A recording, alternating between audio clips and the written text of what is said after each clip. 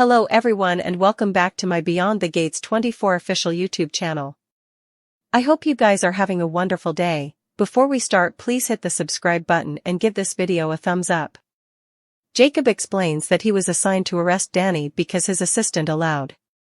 It should be someone who respects the family. Anita isn't having any of it. You dare use the word family and respect while Mirandizing your own mama-in-law, she asks. Anita isn't the only Dupree furious with Jacob for letting Bill turn him into his own particular errand boy. I hope it was worth it, Naomi tells her hubby. Because I'll no way forgive you. Complicating matters further, Naomi announces that she'll be representing her mama. Danny resists the arrest at first, but Vernon, having been thrown in jail many times during the movement, tells her to keep her head grandly. Danny, no bone. Can take your quality, he reminds her. She takes his words to heart, albeit not relatively how he meant them, by treating her processing like a full-on photo shoot, flashing her stylish acts and looks for the camera, always with a big, beautiful smile. As if putting Danny behind bars wasn't enough, Bill makes sure to call his chum Kimberly, a journalist for the Washington Sleuth, to give her the exclusive on his ex-wife's incarceration. He also shows up at Firmament, demanding to see the star of the evening. At this point, the Duprees are fuming. Martin indeed tries to step to Bill, but Vernon and Smitty both manage to talk him down. Also comes the biggest surprise of the night. Hayley shows up to the Firmament and she's there to help Danny. We agreed to let it go, she tells Bill, criminating him of holding on to Danny and putting his need to win over their relationship. Either way, I'm the other woman, she says. When he objects, she gives him a choice: prove me wrong. You made the charges appear, make them vanish. Not only does Bill agree to drop the charges, but Hayley indeed offers another reason to Danny. I do lament loving Bill, but I do lament the pain that I caused you. Over at Garland Memorial Hospital, Nicole is trying to keep a golden-wigged Leslie from jumping off the roof. Pertaining to herself as Sherry, she tells Nicole that she lost her hubby 6 months ago and started losing herself around the same time. Nicole offers some kind words about the difficulty of grief and the futility of self-murder, all of which is enough to move Sherry not to jump.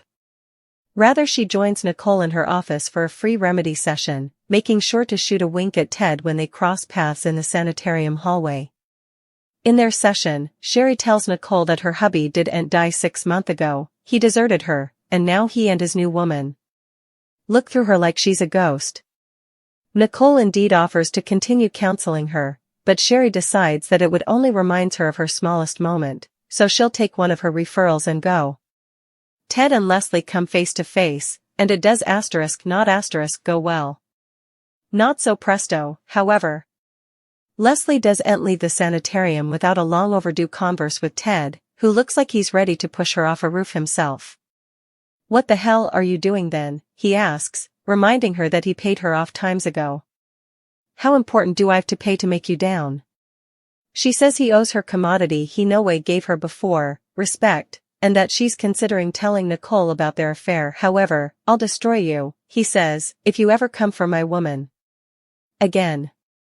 And Ted isn't the only person worried with Leslie about her rearmost trick. Eva gashes into her mama for taking gratuitous pitfalls, assuring her that she'll have her vengeance when the time is right. This brings up an intriguing study we've been having recently. Is Eva going to turn on Leslie? Despite Kat's stylish sweats, Eva is growing close to the Hamilton family. She and Andre indeed partake a drink moment, and while it does err on the side of kittenish, it's substantially just about how great the Hamiltons and Duprees are. Meanwhile, Doug is eager to get back onto the tables at the summer house, especially now that Joey has cleared his debt and handed him with further gambling finances. His chum Randy tries to move him to give up gambling for good, but to no mileage. This Joe is hopeless.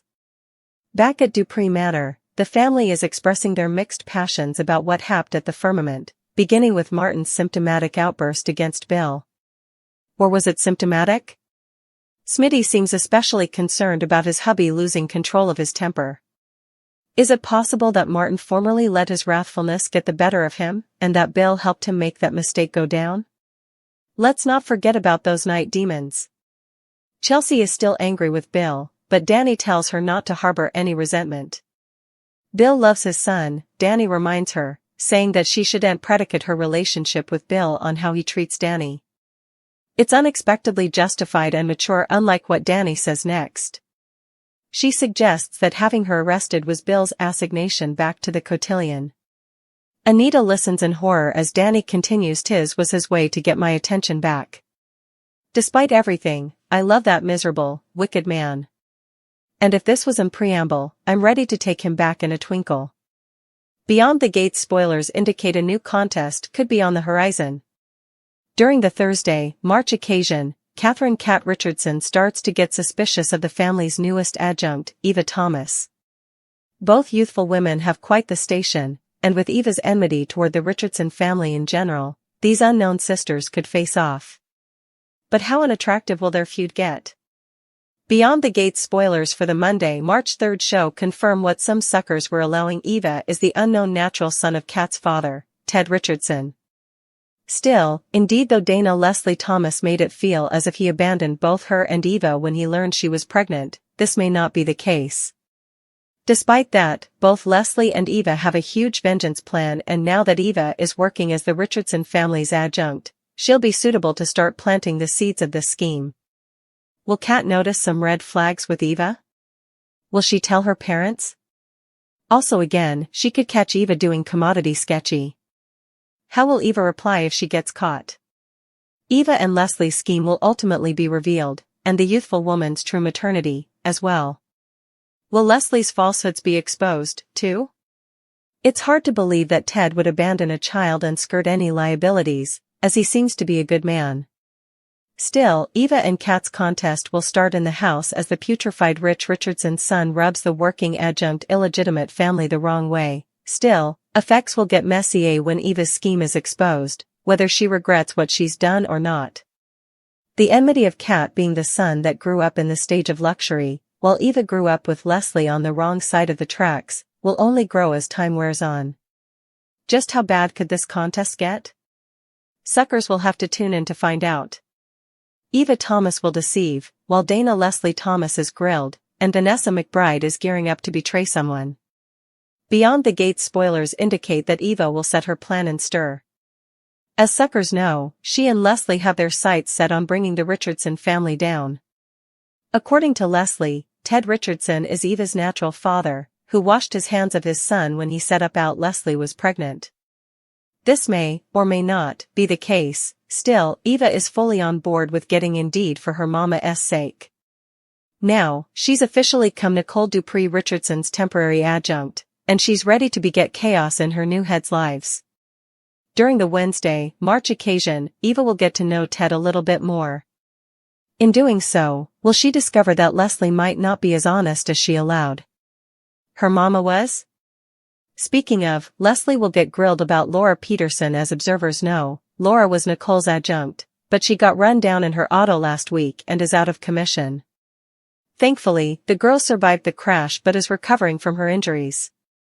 Beyond the Gates suckers know that Leslie was the bone who ran her over on her motorcycle, so will anyone additional start to suspect this? Is this what Leslie is grilled about? Across city, Vanessa will be at the spa. Still, she'll be looking for further than just a drill when she approaches particular coach, Diego. Meanwhile, Vanessa's hubby, Doug McBride, will find it grueling to repel temptation. Still, this temptation may be far different than his woman's. It sounds like Doug could have a gambling problem, so how bad will effects get for him? Will he lose further plutocrat than he should?